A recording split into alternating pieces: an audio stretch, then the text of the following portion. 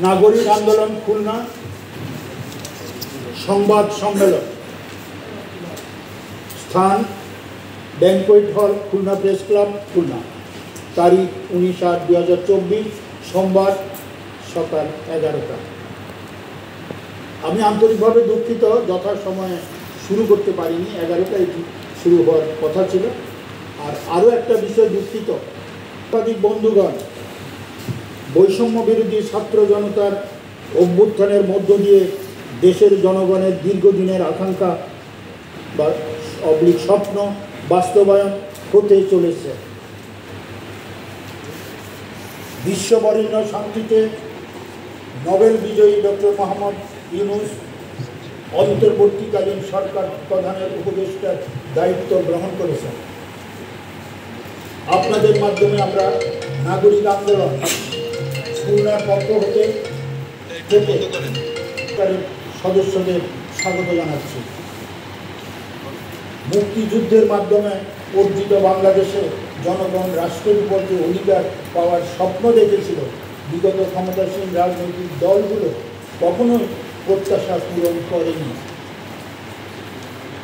সরকার সমূহ সেবক না হয়ে শাসক হয়ে জনগণকে শোষণ করেছে। লক্ষ প্রাণের বিনিময়ে অর্জিত রাষ্ট্রের কাঠামোতে অবস্থানকারী কর্মচারী সেবকের স্তরে প্রশাসক সেজে জনগণকে দীর্ঘদিন দাস বানিয়ে রেখেছিল। তার সাথে যুক্ত ছিল শোষণ, নির্যাতন, দুর্নীতি। উন্নয়ন হয়েছে বটে, কিন্তু বৈষম্য ছিল সীমাহীন। জনগণ একটা শোষণ নির্যাতনের বৃত্তের মধ্যে শৃঙ্খলিত ছিল। যে আশা নিয়ে মুক্তিযুদ্ধে অংশগ্রহণ করেছিল, সে আশা পদদলিত করে যে রাজনৈতিক দুর্বৃত্তদের হাতে সমর্পণ করেছিল। নাগরিক আন্দোলন খুলনা এই ধরনের রাজনীতি সংস্কার নয়, অবসান চায়।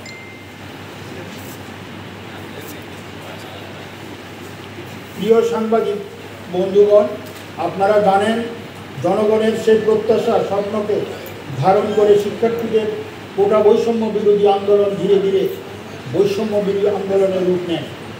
ক্ষুব্ধ জনতা এক পর্যায়ে শিক্ষার্থীদের সাথে যুক্ত হয়ে রাষ্ট্রের সকল বৈষম্যের বিরুদ্ধে রুখে দাঁড়ায়। এর ফলে 5 আগস্ট 2024 বিগত সরকার প্রধান ও সরকারের পতন ঘটে। ছাত্র জনতার এই আন্দোলনে সেনাবাহিনী জনগণের প্রতিপক্ষ হয়ে দাঁড়ায়নি, বরং তাদের সমর্থনে ছাত্র জনতার অভ্যুত্থান চূড়ান্ত বিজয়ে পৌঁছতে সাহায্য করে।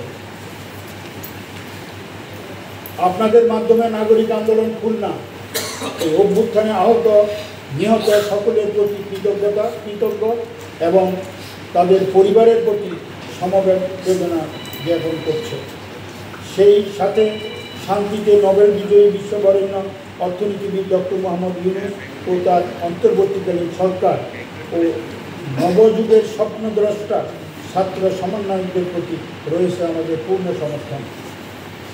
প্রিয় বন্ধুগণ, খুলনায় বাংলাদেশ রাষ্ট্রের বহু জেলা ও বিভাগীয় অফিস দপ্তর বিদ্যমান,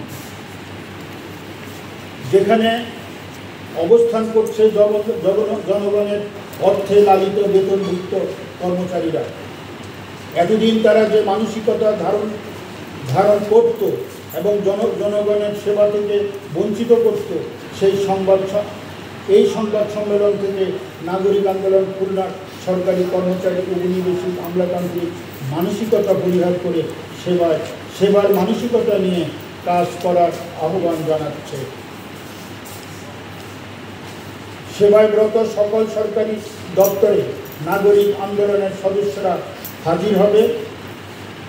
প্রত্যাশা করবে সকল দপ্তরে রাষ্ট্রীয় সংবিধান ও আইন মোতাবেক নাগরিকদের জন্য যে সেবা নির্ধারিত আছে তা যেন নাগরিকরা পায়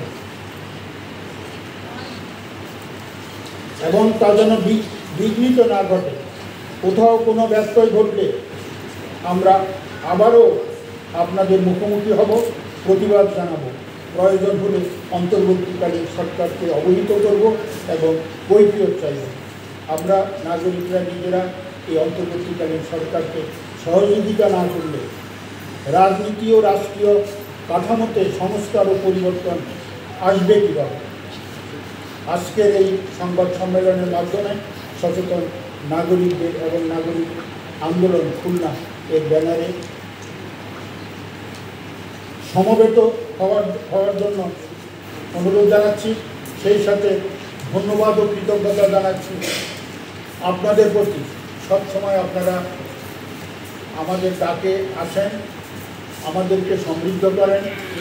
আজও আপনারা শুধু পেশাগত কারণে ওই পাশের টেবিলে বা এই পাশের টেবিল না ভেবে আসুন আমরা একসাথে এই যে পরিবর্তিত প্রেক্ষিত, এই যে সময়, এটাকে কাজে লাগাই।